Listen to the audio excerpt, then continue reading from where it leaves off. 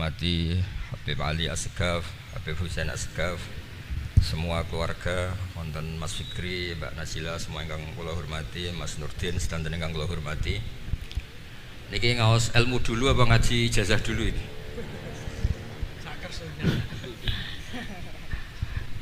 Ini kok malah aneh. Mboten usah ribet. Mboten cek 1 2. Pakai ini, tidak usah ini aja.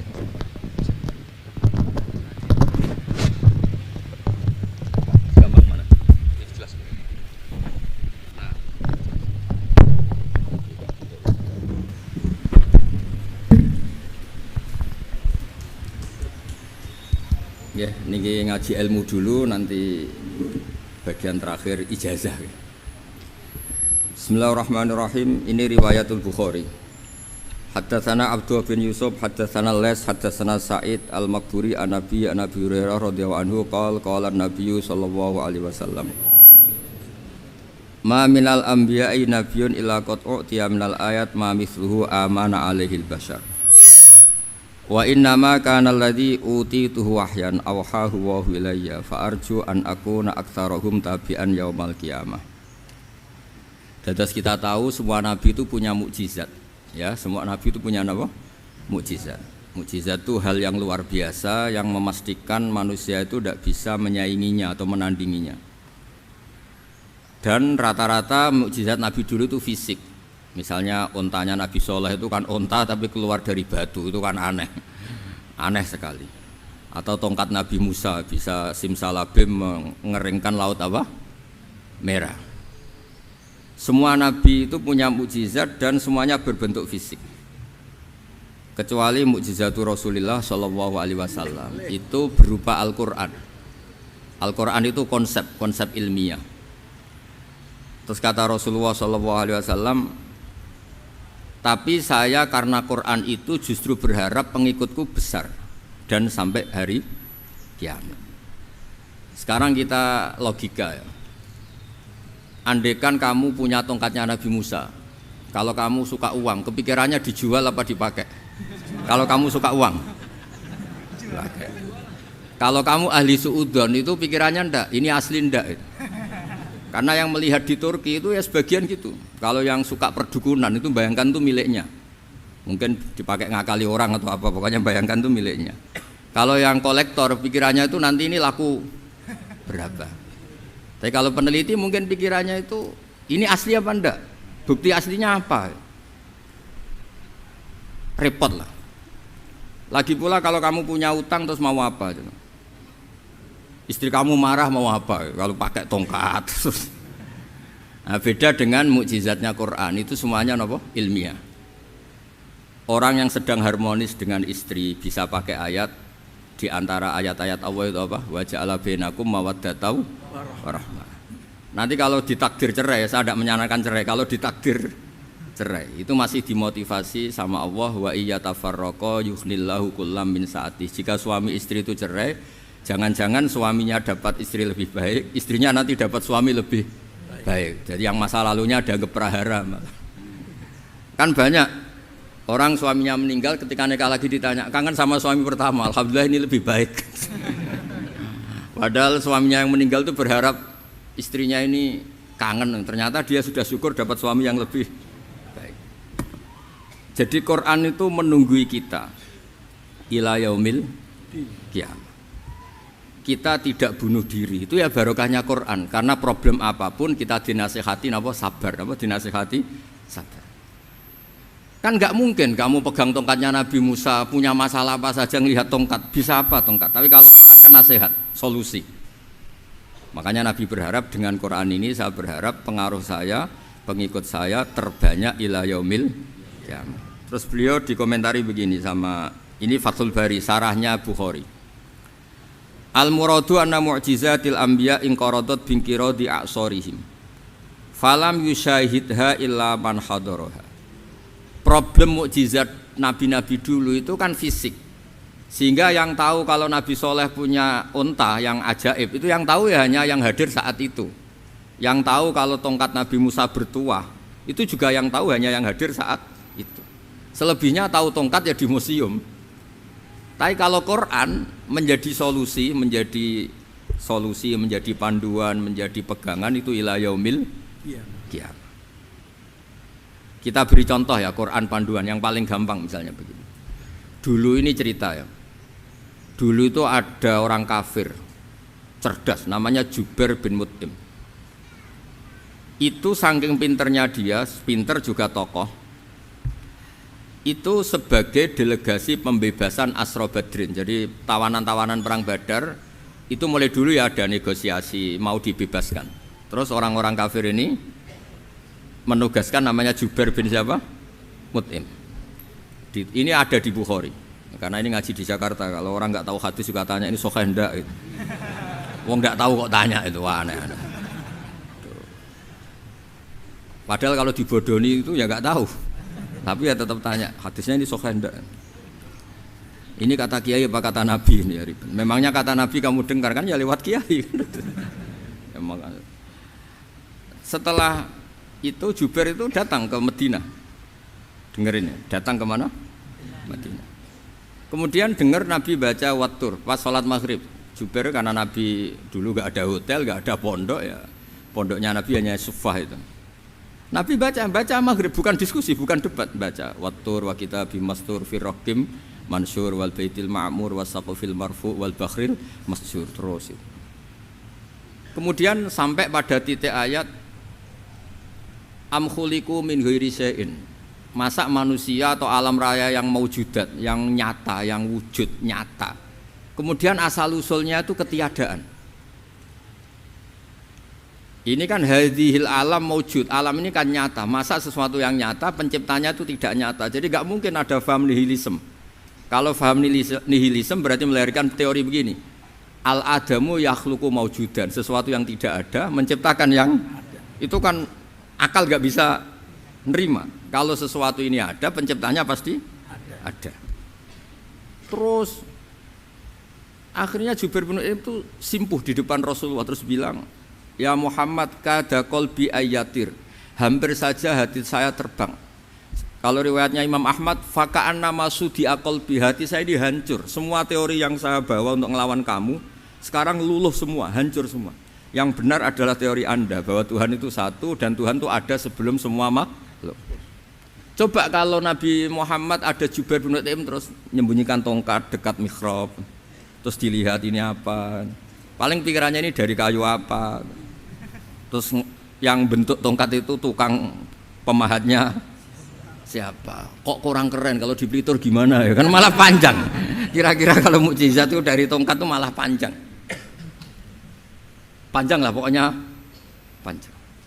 Lagi pula kamu coba kan nggak ngarah mandi, itu yang mandi kan nabinya bukan tongkatnya. Coba tongkatnya Nabi Musa coba anak-anak beki itu dipakai mukul kucing aja tidak mesti mati itu. Jadi nggak jelas mukjizat-mukjizat seperti itu nggak. Tapi kalau Quran menunggui sampai saking hebatnya Quran, teori rasionalitas, soal kampanye di mana-mana, tingkat validitas, tingkat kebenaran Quran itu bahkan bisa diuji tanpa membuktikan, tanpa apa? Membuktikan. Cukup pakai akal. Saya tidak bosan-bosan cerita ini karena ini khazanah kita. Di kitab Nailul Ma'mul itu, di kitab Usul Fikih, saya berkali-kali cerita ini karena ini untuk menunjukkan bahwa Quran itu liqaumi ya'qilun, liqaumi yatafakkarun. Ada seorang kiai, seorang ustadz, kiai dulu itu ya memang orang soleh, alim terus jadi kiai. Kalau kiai sekarang tuh macam-macam, nganggur terus ingin jadi kiai, terus daftar gitu. Ada lowongan di yayasan masuk ingin jadi ustadz karena dengar ada gajinya. Dulu tidak ada seperti itu, tidak ada. Makanya dulu itu kalau ustadz kiai pasti soleh karena dia alim terus ingin orang lain tuh mendapat ilmunya. Kalau sekarang nggak ada yayasan sehat, guru gajinya sekian, yang nggak ingin jadi ustadz tuh daftar karena ada gaji. Apalagi ada kabar, ada gaji, ada mes, ada wah yang daftar banyak. Tapi mentalnya ada kiai sebetulnya. Ya kalau sampean tanya itu baik dah Gus, ya setengah baik. Ya maksudnya setengah baik ya ada baiknya lah, namanya profesi ngajar itu kan baik. Tapi setengah saja karena motifnya itu nyari gaji, bukan ingin mencerdaskan umatnya Rasulullah SAW. Itu Imam Amudi itu guru matematika. Saya nggak bosan-bosan cerita ini. Guru matematika. Muridnya sampai takut, ini masuk surga ndak? Kiai kok ndak ngajarin istighosa atau tahlil, malah ngajarin apa? Matematika. Beliau meninggal, terus muridnya tanya, ma fa'alallahu bik, kira-kira gitu. Apa yang dilakukan Allah? Allah nyambut Anda gimana? Terus kata Imam Amudi, bagus, saya disuruh ngajar malaikat. Karena malaikat kan ndak pernah kayak anak beki gini ngaji gini. Malaikat tuh ndak pernah ngaji, dia iman saja karena tahu surga, tahu neraka, terus iman gitu aja. Jadi imannya malaikat tuh nggak keren kita. Imannya loh. Loh itu yang ngendikan Nabi loh, tidak saya. Nabi pernah tanya sama sahabat, iman yang paling keren siapa? Jawabannya sahabat, malaikat. Ya ndak karuan malaikat iman. Dia yang tahu surga neraka, tahu segalanya, masa ada ndak iman? Ya pasti iman lah katanya. Terus ya para sahabat, engkau iman ya wajar kan, menangi saya, nemuin saya. Yang hebat itu orang-orang yang tidak melihat saya, tidak saya didik tapi tetap iman. Karena dididik akal, ya tadi dididik Quran, apa dididik Quran. Sama si hafal, teks bahasa Arabnya masang. Terus Imam Amudi kata Allah, suruh dia ngajarin para malaikat cara menemukan saya. Malaikat dikumpulin, terus Imam Amudi disuruh ngajar. Sama singkat kata-katanya Allah di mimpi itu. Istadilla ala wahdaniyati bihadrati malaikati, tolong ajarkan cara menemukan saya padahal Anda ini manusia yang tidak melihat saya. Anda di Jakarta kan hanya gedung-gedung, paling jadi khayal, terus nikmat lah, Anda ikut punya tapi ikut nikmati. Itu orang desa-desa kalau ke Jakarta itu pokrol, wah di Jakarta itu gedungnya tinggi-tinggi, tidak kayak kampung sini, lo udah ikut punya, ikut bangga. Di Jakarta orangnya cantik-cantik, tidak kayak orang sini, padahal dia ya dapat orang cantik gitu. Jadi Allah itu saking pinternya, miskin-miskin ya bisa berkhayal dan bahagia. Nah, itu alhamdulillah betul. Akhirnya itu apa ini anak-anak begini saya tak niati ngajar standar anak-anak akademik. Terus pertama yang diajarkan hanya bilang gini, sama siapa teksnya? Ya malaikat wahi para malaikat. Terus beliau bilang, nisbatus naini wassalasah ila mala nihayata lahu nisbatul far'i ilal asli. Angka itu jumlahnya berapapun 2, 3 sampai triliunan. Semuanya itu nisbatul far'i ilal asli. Binisbat ilal wahid nisbatul far'i ilal asli. Angka 2 ya cabangnya 1, 3 ya cabangnya 1, 1 triliun ya cabangnya 1. Tetap yang asal usul adalah angka 1. Itu nangis semua malaikat. Cara Jawa itu mandekman kowe iman kaya imanku. Makanya imannya ummatu Rasulullah sallallahu alaihi wasallam itu PD-nya yakinnya kayak imannya malaikat. Kalau Tuhan itu 1. Karena angka enggak bisa dimulai kecuali dengan angka 1. Makanya nisbatus naini wassalasah ila ma la nihayata lahu iku nisbatul far'i ilal asli. Semuanya itu nisbatnya cabang ke induk.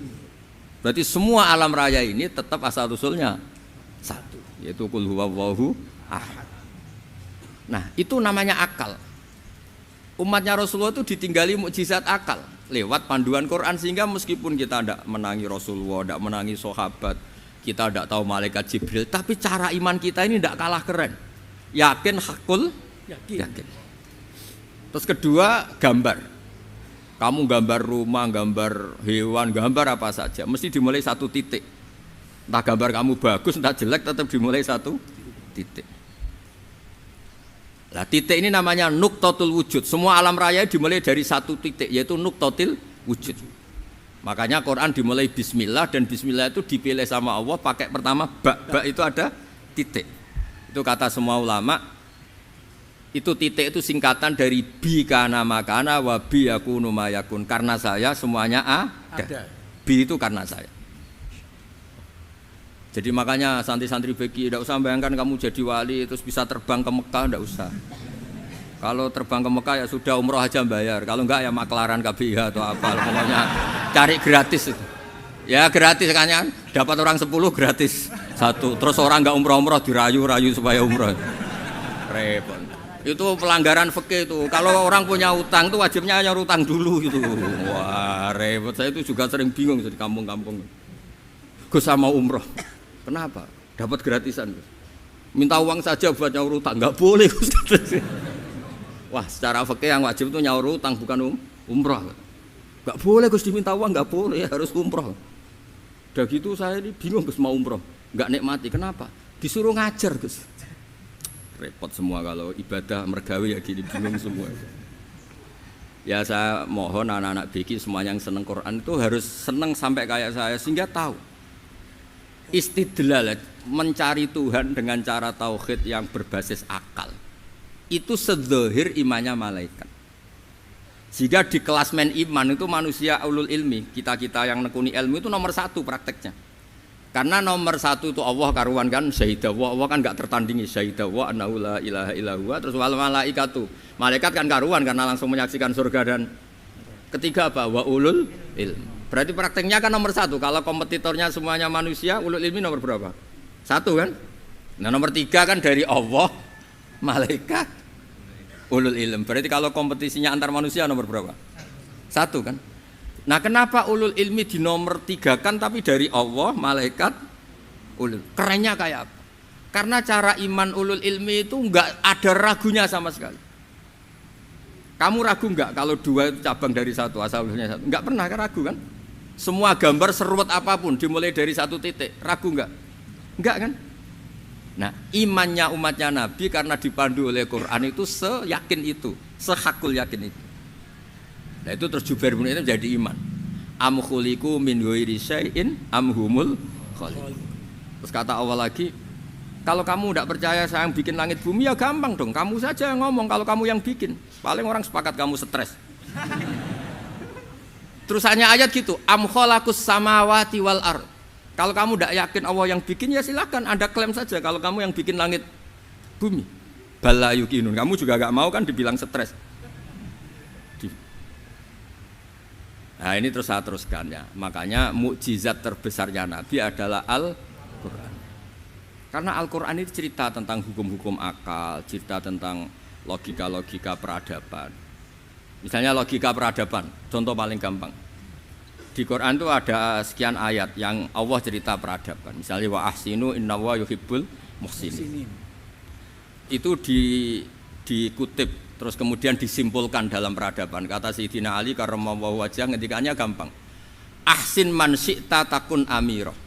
Kamu berbuat baik saja sama seseorang, maka otomatis kamu akan jadi pemimpinnya. Ada orang enggak tamat SD, enggak tamat papa, gobloknya minta ampun. Tapi karena gaji seorang pakar. Oh, kamu tak gaji 1 bulan 1 miliar. Perusahaan saya jadikan besar. Itu dikongkan ngalor ngidul ya nurut. Hanya karena dia ihsan. Terus wastaghni amman syi'ta takun nadhira. Ya, saya ulang lagi. Wastaghni amman syi'ta takun nadhira. Dan kamu jangan butuh orang lain, siapapun dia, maka kamu akan setara. Misalnya ada menteri orang antri mau salim, tapi kamu tidak butuh kan tenang saja. Tapi kalau kamu butuh, habis kamu. Ya kan, kamu tidak butuh seseorang, maka kamu posisinya akan setara. Kamu harus sopan karena punya utang jasa. Kalau nggak punya apa-apa kan setara. Ya enggak? Misalnya kamu jajar rektor atau jajar menteri, jajar apa saja. Kalau kamu tidak punya utang kan, kamu jajar menteri tidak punya utang. Sama jajar satpam tapi punya utang, takut mana?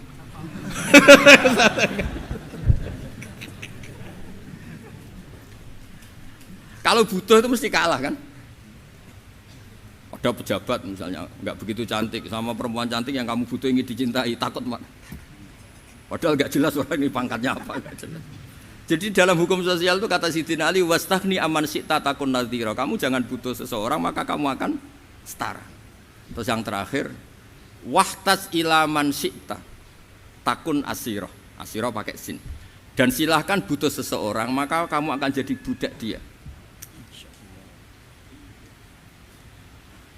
Ya coba misalnya Anda seorang profesor, seorang alim, seorang kiai top. Misalnya mencintai janda di ujung kampung sana, jalan kaki 2 kilo. Padahal itu gak tamat SD, tapi gara-gara seneng kacau kan, logika kepangkatan hilang semua kan. Jadi itu hukum peradaban. Itu mewakili isi-isi sosial yang diterangkan Quran. Ya, jadi paketnya 3 tadi ya. Ahsin man syi'ta takun amirah. Kamu berbuat baik sama seseorang maka kamu bisa memimpin. Wastaghni amman syi'ta takun nadhira. Kamu jangan butuh seseorang maka kamu akan setara. Mbok kamu ketemu orang terkaya di dunia. Yo ketemu orang terkaya di dunia, kamu jejer, kamu tidak butuh dia. Tenang kan bisa setara kan? Tapi kalau butuh harus sopan, ngajukan proposal, harus berakhlak karimah. Makanya sekarang Anda kok berakhlak kenapa? Ternyata mau nyalek. Biasanya Anda berakhlak kok berakhlak. Ada apa ini? Makanya guyonan di Rembang itu Beb Husain itu. Kalau ada orang mendadak sopan sama temannya, temannya curiga, kok tumben sopan, mau utang ya?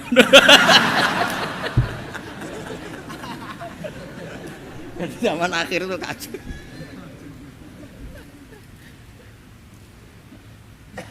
Ya di semua daerah gitu ya sama Pak Rektor ya. Kalau ada teman biasanya nggak sopan kok sopan, itu temannya curiga. Ini Pak Rektor UI ikut kaji. Kok tumben sopan, ada apa ya? Karena di mana-mana orang butuh itu pasti beretika. Kamu punya teman paling berdua, kalau mau utang berakhlak gak?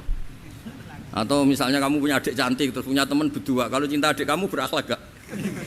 Biasanya nggak sama sekali nggak berakhlak. Gara-gara butuh menjadi berakhlak. Ya jadi hukum sosial itu ya kuncinya 3 tadi. Ahsin man syi'ta takun amira. Wastaghni amman syi'ta takun nadhira. Terus wahtas ila man syi'ta takun asira. Kalau kamu butuh seseorang pasti kamu dibikin hina. Asir itu tawanan. Nah, Quran itu bicara sosial itu lengkap. Dan itu yang nunggui kita. Kita punya tetangga yang kurang baik, ya seneng. Punya tetangga baik, ya seneng. Kata Imam Syafi'i, saya berkali-kali cerita. Kok seneng semua Imam Syafi'i? Ya bagus lah, kalau yang seneng saya enak lah. Dijak jagongan, dijak ngopi enak. Yang gak seneng saya, gak ngarah utang. Uang itu nak, kamu punya tetangga gak seneng kamu. Aman kan? Aman. Gak akan pinjem uang kan, pinjem mobil. Wong gak seneng kok. Makanya Imam Syafi'i itu kalau ngedikan luar Syafi'i, diceritain orang, ya Aba Abdillah bagiannya, ya Aba Abdillah orang itu gak seneng kau, bagus lah. Loh kenapa bagus? Waman asa'a ilaika faqad atlaqaka. Orang yang gak seneng kamu maka membebaskan kamu. Gak akan pinjam uang, pinjam mobil, gak akan ganggu waktu kamu, kan gak seneng. Justru yang seneng-senengi masalah pinjam terus. Imam Syafi'i itu orang yang anggap dunia itu selesai.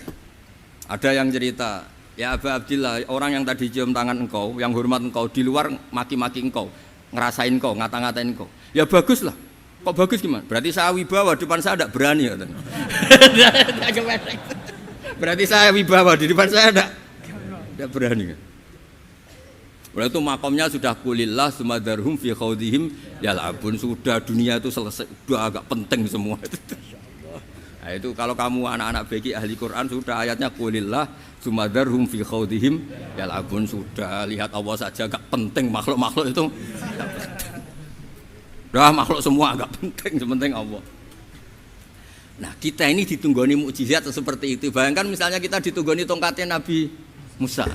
Saya ngajar di sini terus ini tongkat. Terus nanti yang tanya, Gus itu kayu apa Gus? Nanti yang kolektor tanya itu harganya berapa Gus?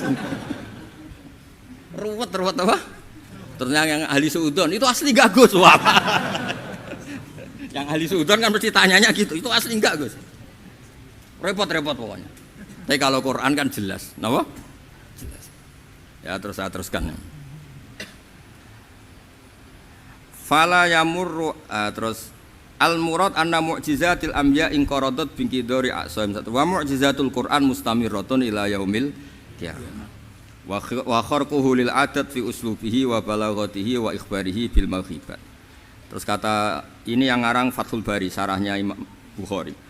Fala yamurru asrun minal aqsar illa wa yadharu fihi syai'un mimma akhbaru bi annahu sayakun yadullu ala sihhati da'wahu.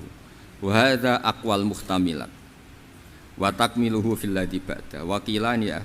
Anal al makna anal mukjizat al madiyah kanat khissiyatan tusyahadu bil absar kana qati sholeh wa asa Musa. Mukjizatnya nabi-nabi dulu itu hanya penyembuh, hanya pelengkap, hanya nuruti keinginan mata. Seperti dahsyatnya apa? Laut Merah di sebelah apa dipukul sama tongkatnya Nabi siapa? Itu semuanya itu hanya memanjakan mata. Urusan mata. Terus wow itu. Tapi kalau mukjizatnya Nabi Muhammad itu berdasar akal. Macam berdasarkan nih dengerin ya. Dengerin betul.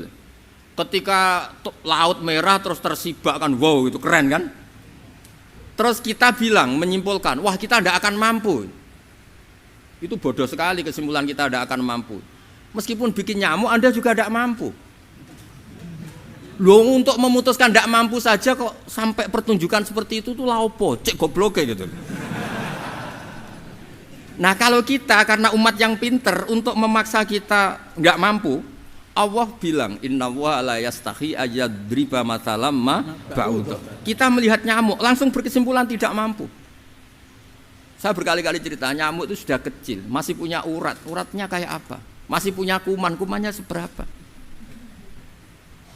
Ya enggak? Nyamuk itu kecil, punya organ tubuhnya punya urat. Itu kalau kamu pinter, antara tongkatnya Nabi Musa menyibak Laut Merah sama nyamuk itu sama-sama berkesimpulan melahirkan satu faham bahwa kita tidak mampu. Loh, untuk memaksa tidak mampu saja kok nunjuk pertunjukan ada onta keluar dari batu, Nakotu Soleh, ada tongkat yang bisa mengeringkan Laut Merah. Cik goblok ya. Lah kita alhamdulillah ada jenis goblok yang seperti ini. Untuk ikrar bahwa Allah itu hebat ala kulli syai'in, cukup lihat nyamuk, kagum kan? Sudah tidak usah bikin hidup. Saya berkali-kali mencontohkan. Para pemahat tak suruh bikin patung gajah itu mampu. Tak suruh bikin patung nyamuk kalau bisa. Nyari materi dari apa coba?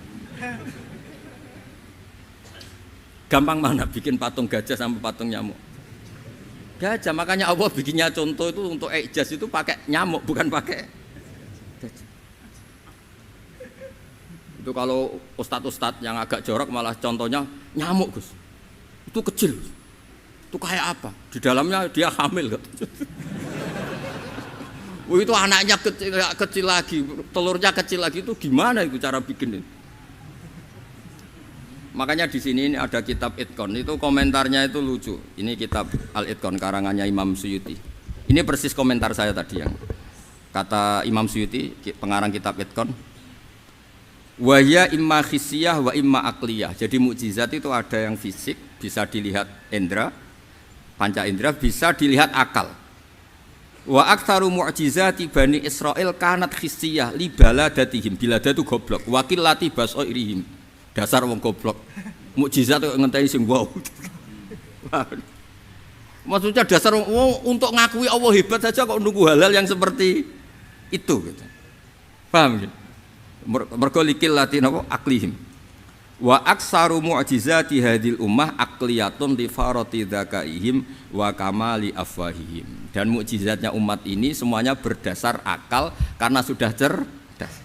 Jadi andekan kita melihat tongkatnya Nabi Musa menyibak Laut Merah dengan melihat nyamuk, kesimpulan kita sama-sama wow, sama-sama keren, sama-sama memastikan kita tidak mampu. Makanya terus Quran menerangkan kita wa ma min dabatin fil ardi wala ta'iri yatiru bi janahihi illa umamun amsalukum. Jadi keseharian kita lihat burung kok terbang. Itu sudah ayatun min ayatillah. Paham nggih? Dados niki kudu bangga ditunggoni napa Quran, nggih ditunggoni napa Quran. Wa mu'jizatul Quran tusyahadu bil basirah fayakunu mayatabi'u li ajlihi aksar. Terus li annal ladzi yusyahadu bi ainir ra'si yang qaridu bingkiradi musyahidi. Sesuatu yang tampilan dahsyatnya itu disaksikan mata, maka itu bisa habis. Era tongkat Nabi Musa seperti itu habis enggak? Bisa mengeringkan Laut Merah, habis kan? Tapi era mukjizatnya Quran ila yaumil qiyamah. Ya contoh sosial, saya kembali lagi ke sosial. Kamu punya teman awet atau punya istri awet, itu konsepnya ya wal kadhiminal ghaidh, agak gampang tersinggung. Coba kalau kamu setiap tersinggung putus, setiap tersinggung habis, kamu tidak punya teman, tidak punya istri.